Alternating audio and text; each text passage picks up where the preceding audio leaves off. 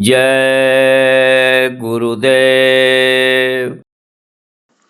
प्रेम न बारी उपजे, प्रेम न हाट बिकाय। राजा परजा जेहि रुचे, शीस दे लई जाय।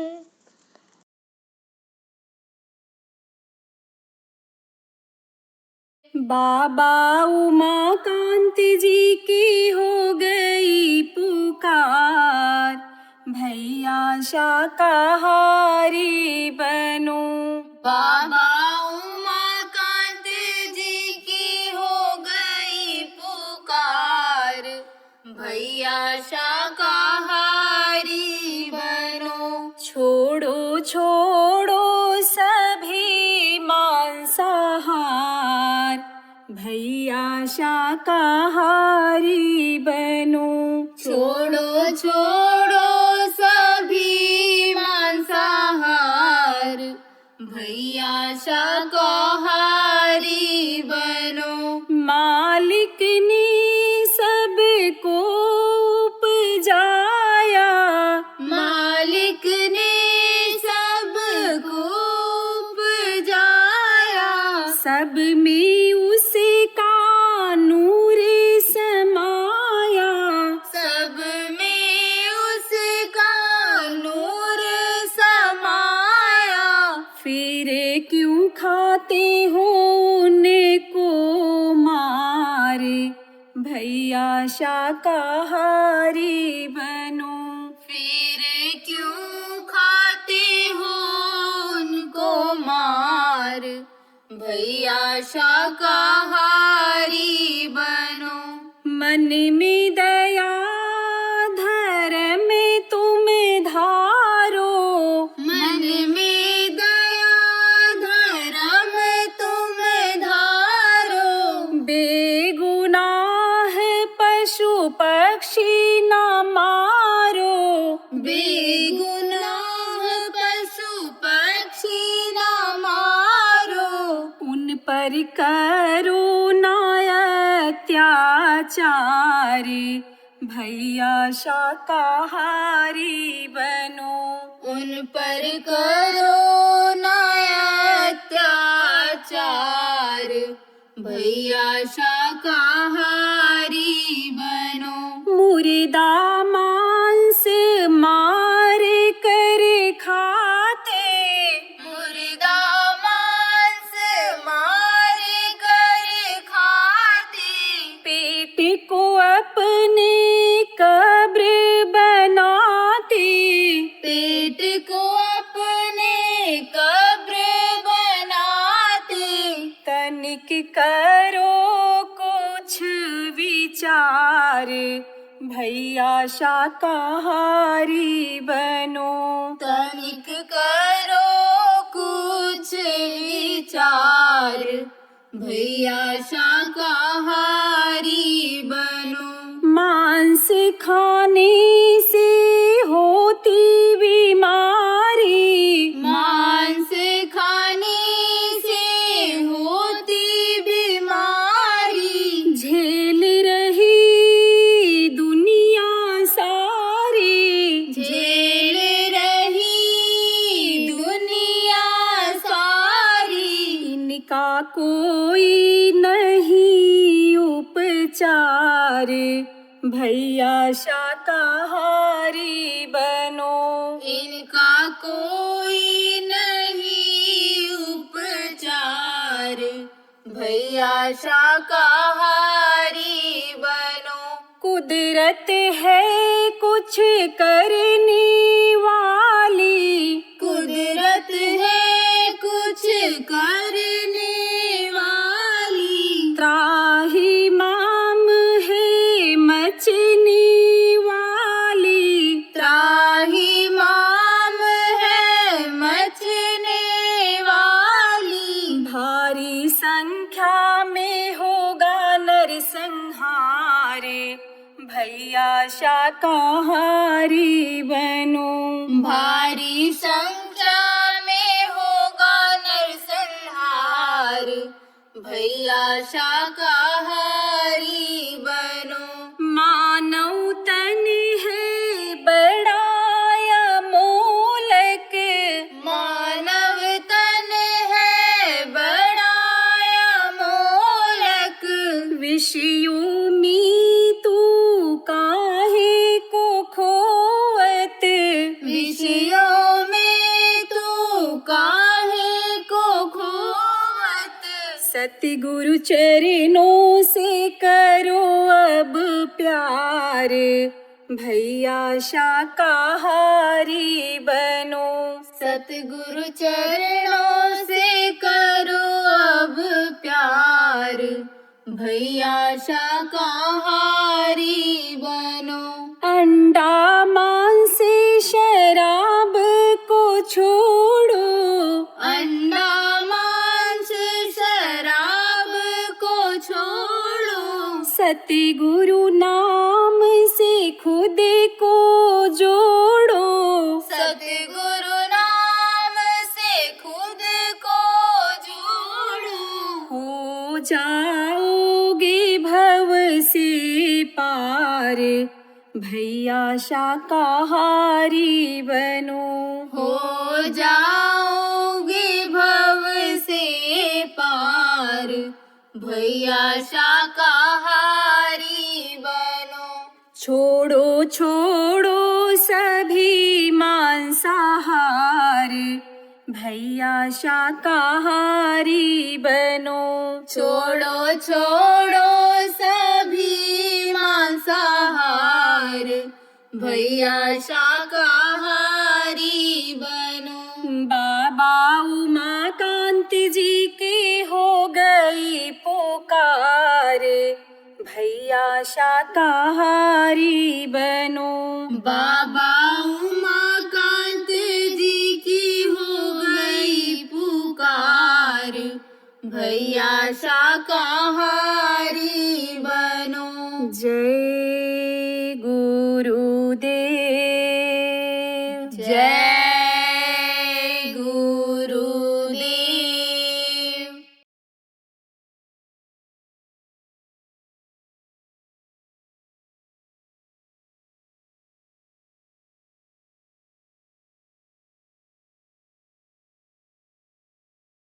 आपको सुमिरन बताया गया, ध्यान बताया गया, भजन बताया गया, इससे हो गया ये, इससे ये जीवात्मा जाएगी, इससे ये यानी समझो सुप्तावस्था से जागृत अवस्था। सुप्तावस्था किसको कहते हैं? जैसे सोते भी रहते हैं, जागते भी रहते हैं। ऐसे जैसे बैठे रहेंगे, ऐसे सिर हिला देंगे, नीचे गिर जाएंगे, और फिर जैसे कुछ खुट हुआ या जैसे कोई कुछ बोला तो फट से चैतन्यता आ जाती है। इसको कहते हैं सुप्ता अवस्था। तो सुप्ता अवस्था और जागृत अवस्था, ये दो अवस्था होती है। तो प्रेमियों, आप ये समझो कि जीवात्मा अभी सुप्ता अवस्था में है, इसको जगाने की जरूरत है जीवात्मा को। देखो ये सुस्ती कब दूर होती है कि जैसे अभी कुछ लोग इसमें बैठे थे तो ध्यान में बैठे रहे होगे, तो ध्यान में बैठे बैठे ही नींद ले लिए होगे, कुछ भजन में बैठे बैठे नींद ले लिए होगे। लेकिन अब जब ये आवाज लगी है तो अब सब इस आवाज को सुनने के लिए चैतन्य हो गए, चैतन्यता आ गई। ऐसे ही जब महापुरुष इस धरती पर आते हैं, जब संत इस धरती पर आते हैं और आवाज लगाते हैं तो जीवात्मा में पुनःत आ जाती है, जीवात्मा उनकी बातों को सुनने लगती है और जीवात्मा फिर समझने लगती है। और जब वो ये समझा देते हैं कि तुम यहाँ की नहीं हो, तुम अपने देश की हो, प्रभु के पास की हो, और यहाँ आकर के तुम फंस गई हो, चलो मैं तुमको लेने के लिए आया हूँ, तुमको वहाँ पहुँचाने के लिए आया हूँ, तब इसकी इच्छा जग जाती है। लेकिन बाधाएं भी बहुत आती हैं। तो जैसे कोई किसी को जगाया गया और जैसे आने समझो कि शांति वातावरण हुआ, जैसे फिर वो सोने लगते। ऐसे ही बाधाएं आ जाती हैं। तो वो बाधा कौन आती है? कि जैसे मन में ये आ गया कि पता नहीं कुछ दिखाई पड़े ना दिखाई पड़े, सुनाई पड़े ना सुनाई पड़े, बैठते हैं 1 घंटा आधा घंटा तो भी कुछ नहीं, इतना दिन हो गया। अब ये क्या है? ये बाधा है। आप ये समझो प्रेमियों कि ये जगत में भी बाधाएं हैं। जैसे कर्मों के लेन देन के लिए एक दूसरे के कर्म कर्जा को अदा करने के लिए परिवार से जोड़ दिया गया है। अब कोई उसी में कर्जा अदा करने लग जाए, दुश्मनी अदा करने लग जाए अपनी, अब वही बाधा डाल दे, तो यहाँ भी बाधा। इसके अलावा भी ऊपरी लोकों में भी बाधाएं आती हैं। बाधा बहुत आती है। तो मुख्य चीज होता है कि विश्वास। मुख्य इसीलिए कहते हैं गुरु करे जानकर और पानी पिए छान कर। पानी अगर मान लो यानी गंदा हो तो उसको आप छान दोगे तो मिट्टी नीचे उसमें बैठ जाएगी छननी में, और पानी नीचे गिर जाएगा, मिट्टी ऊपर बैठ जाएगी। उसमें गर्द होगा, धूल होगी, कोई चीज होगी तो ऊपर रह जाएगी, पानी नीचे आ जाएगा। तो कहते हैं कि वो पानी फिर शुद्ध हो जाता है। तो पानी पिए छान कर और गुरु करे जान कर।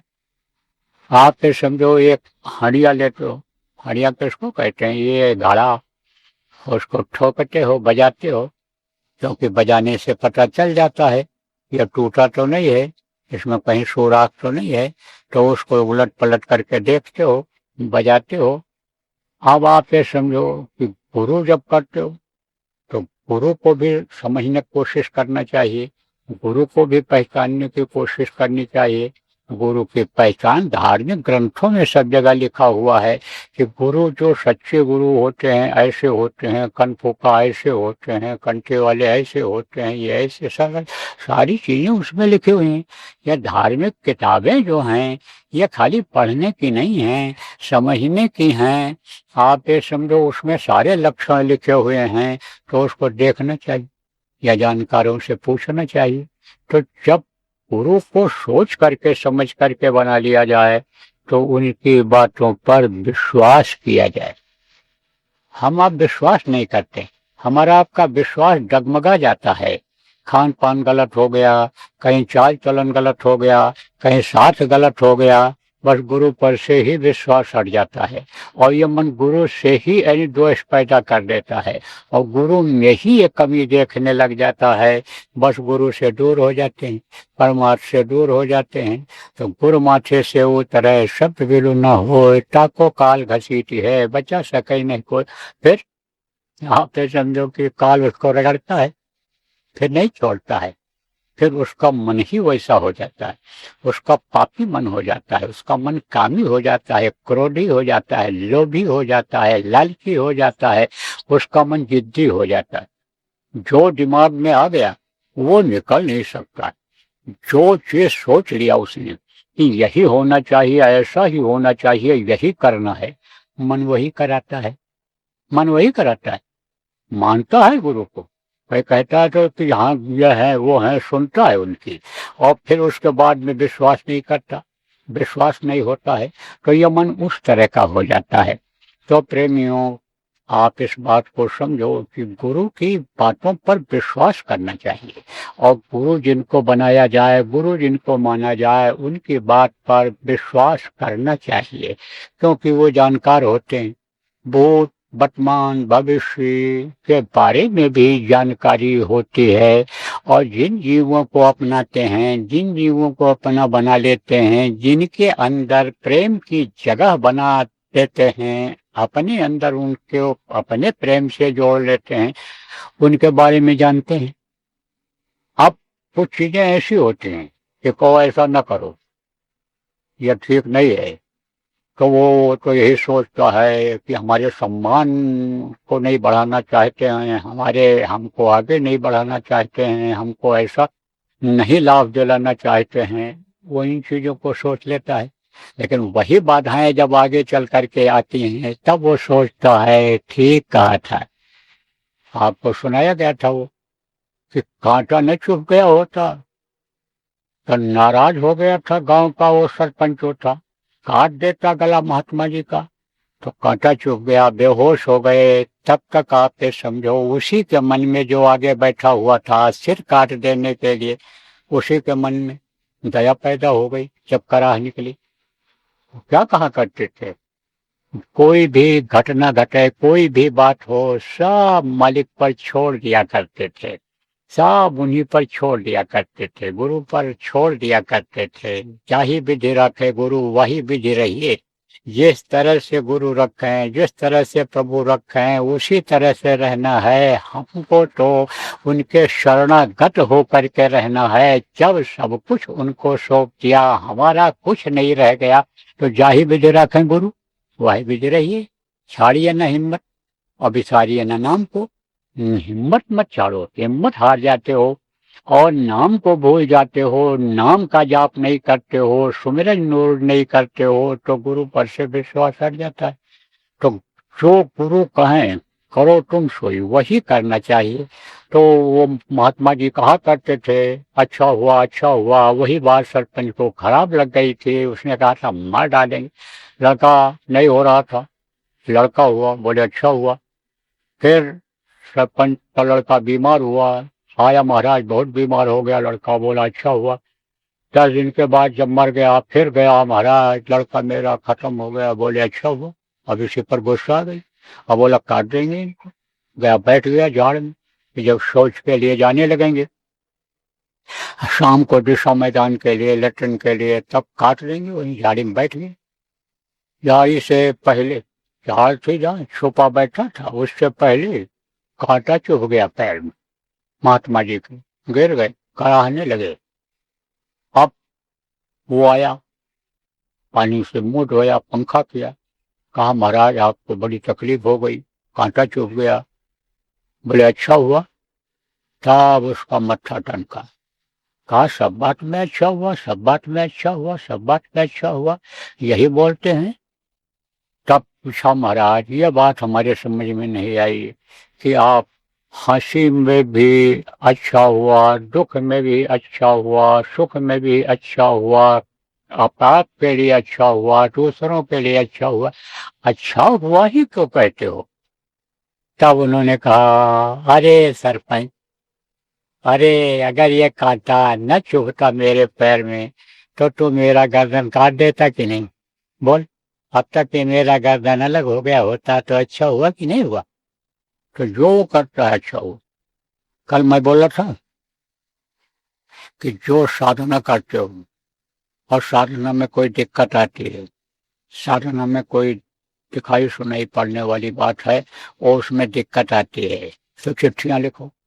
कई लोगों ने चिट्ठी लिखा और अब भी आज भी लिखेंगे। सुबह तक चिट्ठी आती रही है, रात से ही शुरू हो गई। कागज लिफाफा सब वहाँ रखवा दो प्रेमियों व्यवस्था कार्यालय में, और वहाँ इंक्वायरी पोस्टकास्ट वो जो पहले कब बैठते हैं सब लोग, वहाँ रखवा दो। और कोई आप लिखना चाहो, पूछना चाहो दे दो। लेकिन एक एक को कैसे बताया जा सकता है।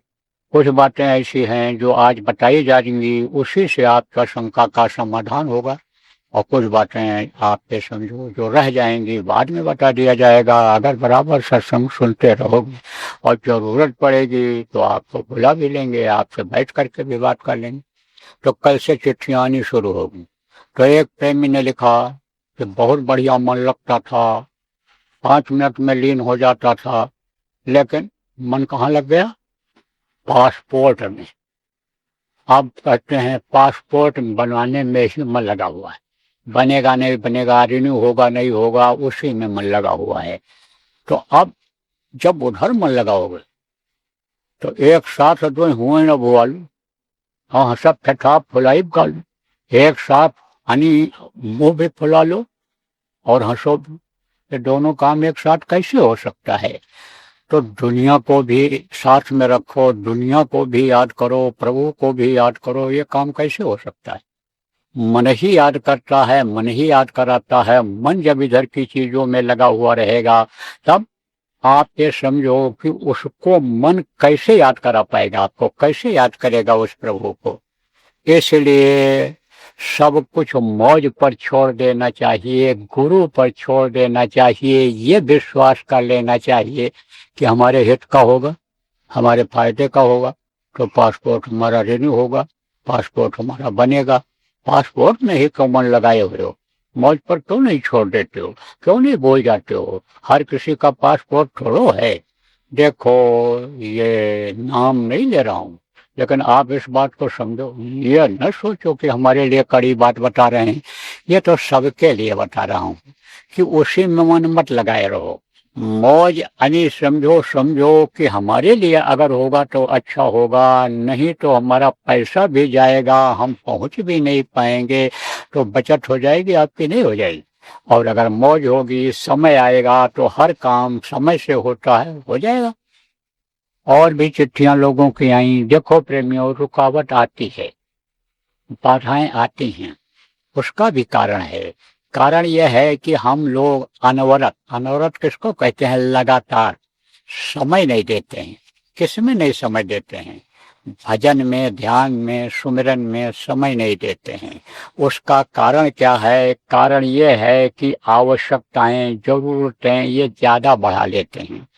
दूसरी बात यह है कि परिवार की तरक्की, परिवार के बारे में, घर मकान के बारे में, बिजनेस व्यापार के बारे में ज्यादा सोचते हैं।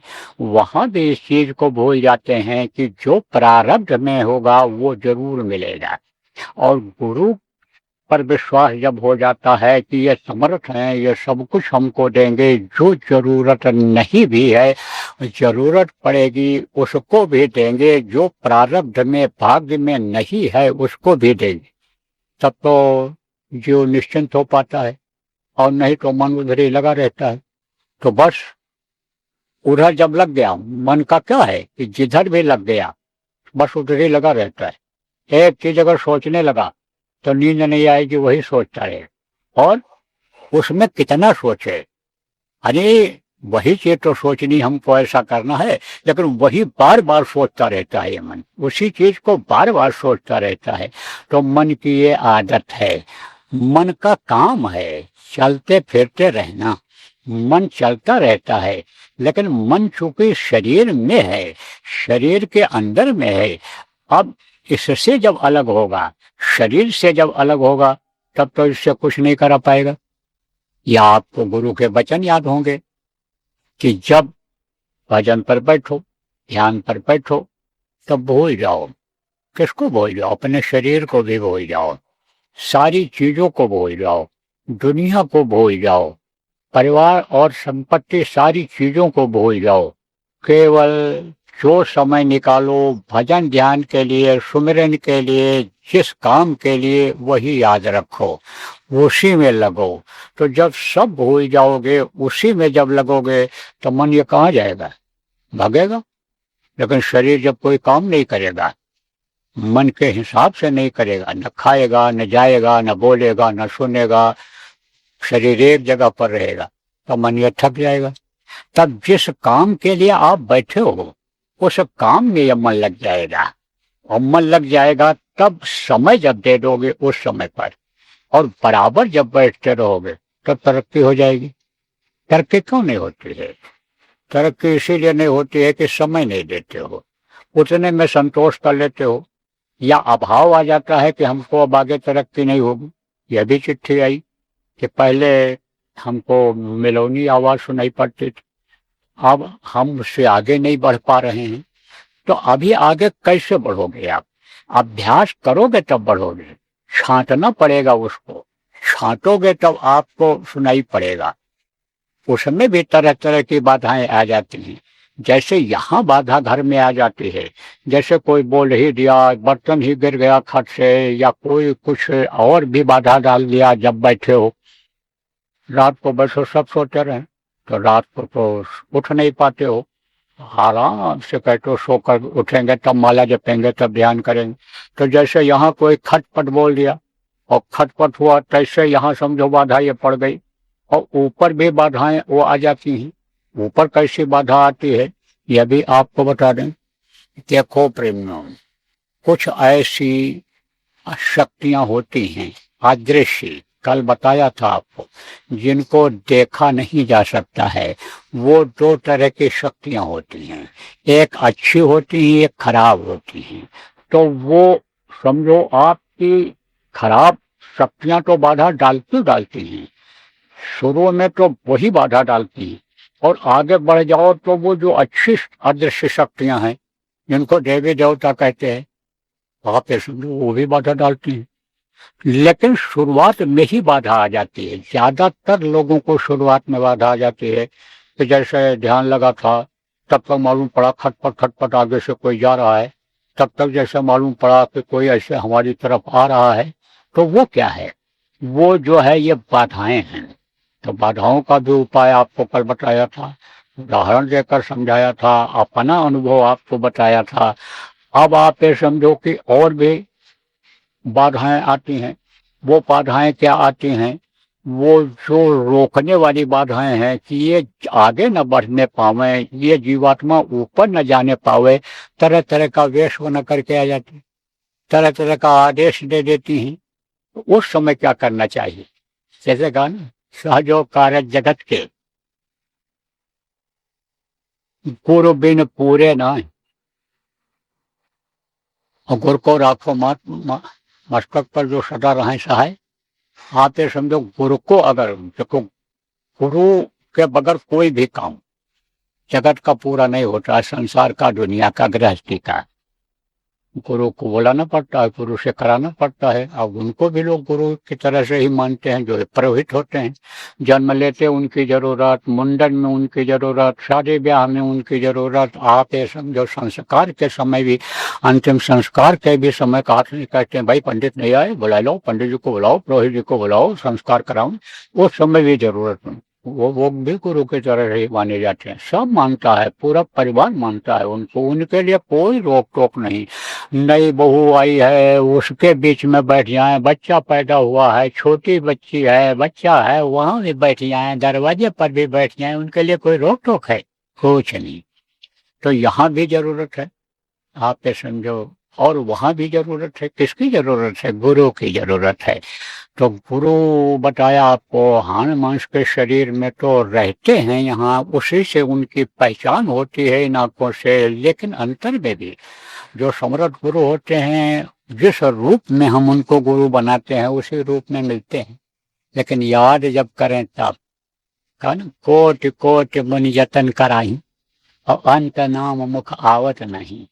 आखिरी वक्त पर जैसे प्रभु का नाम जो बताया गया, जय गुरुदेव नाम, वो याद नहीं आएगा। लेकिन अगर नाम धुनी बोलने लग जाओगे, बराबर जय गुरुदेव नाम बोलते रहोगे, तब आखिरी वक्त पर भी मुंह से जय गुरुदेव निकलेगा। तो जय गुरुदेव जिसका नाम है वो आपको मिलेंगे, वो आपको मिलेंगे, आपको दिखाई पड़ेंगे, और मुसीबत को आपसे दूर करेंगे। तो इसी तरह से आप ये समझो, जब गुरु को बराबर याद करते रहते हैं, गुरु मूर्त को कहा गया कि हृदय में बसा लो, मस्तक पर सवार कर लो, तब वो जो बाधाएं आती हैं वो हट जाती हैं, उनके सामने से बाधाएं हट जाती हैं। साधकों से पूछो, साधक सब बताते हैं, सब बताते। इसी में हम बता दें, दो चार लोगों का नाम बता दें, इसी में बता दें, या भी बता दें। भूत दिखाई पड़ रहा था, तब तक बाबा आप दिखाई पड़ गए, और वो भूत हट गया, डरवा रहा था, धमका रहा था, दबा रहा था, तब तक वो आ गए। अब जब याद करोगे तब तो, जो बच्चा याद करता है माँ बाप को, माँ बाप उसकी तरफ देखते हैं। देखो प्रेमी, ये सुमिरन क्यों कराया जाता है, क्यों किया जाता है? क्योंकि ये जो धनी पांच बताए गए, इनका लोक है, इनके लोकों से जाना रहता है। अब ये अगर मदद नहीं किए तो जाने में दिक्कत हो जाएगी, और रोक टोक अगर इनके दरबारियों ने कर दिया, द्वारपाल जिनको कहते हैं, गेट कीपर जिनको कहते हैं, तो इनके जो किला हैं, इनका जो बॉर्डर है, आप ये समझो वहां पर जो हैं वो जाने नहीं देंगे, तो इधर के इधर ही रह जाओ। इसलिए इनको खुश करना पड़ता है। तो ये खुश कब होते हैं? कि बार बार अगर किसी को याद करो तो खुश रहता है। भाई बहुत प्यारे हैं हमारे, हमको बड़ा प्रेम करते हैं, याद करते रहते हैं। आप देखो जो बच्चा मम्मी मम्मी मम्मी मम्मी बोलता रहता, पीछे पीछे लगा रहता है, पापा पापा बोलता रहता है, उससे वो ज्यादा प्रेम करते हैं।